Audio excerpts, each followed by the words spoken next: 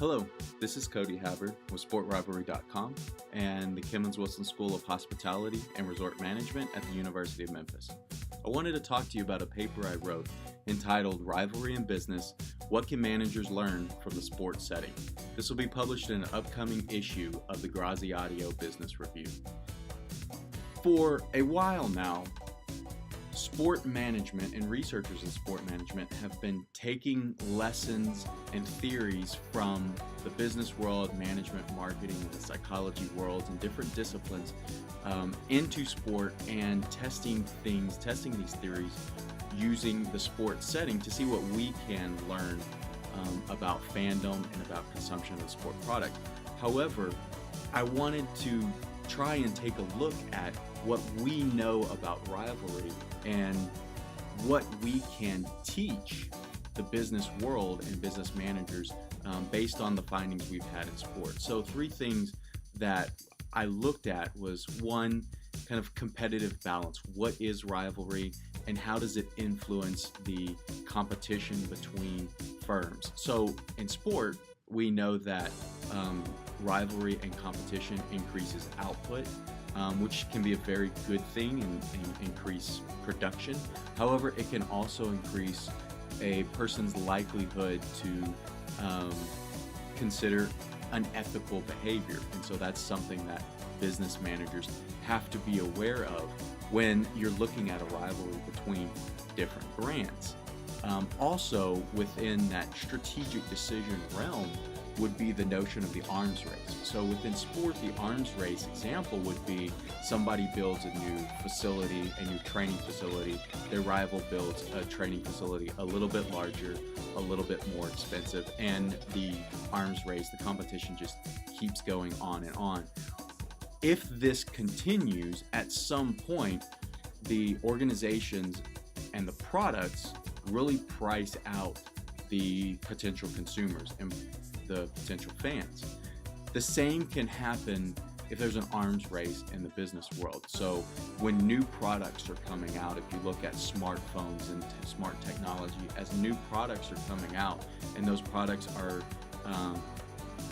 increasing in cost in trying to compete with their rivals, is that going to reach a point where they essentially just price out consumers? Another thing that I talked about in here is how consumers perceive a rival team, a rival brand, and then their behavioral intentions toward those brands. So within sport, people are more likely to attend a live game, watch on television, and wear favorite team merchandise and read about that favorite team's games when they're playing a rival than when they're playing a non-rival team. So there's evidence there to suggest that the presence of a rival does influence how a person, their likelihood of consuming that product.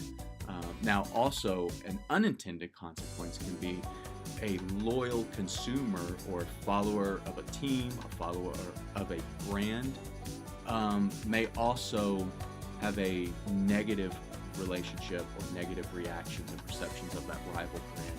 And so for organizations that especially are using people within sport and sport personalities to sell their brands, they have to be cognizant of this, and they have to be aware that what they think is going to happen as far as people identifying with this sport personality, therefore identifying and having a positive relationship and perception of their products, may not happen all of the time, especially when rival fans are involved. And finally, we talked about group member behavior and especially group member deviance. Within sport, we've seen consistently that a small number of highly identified fans reported they were very likely to consider heinous acts of anonymous aggression towards supporters of a rival team, players and participants on a rival team.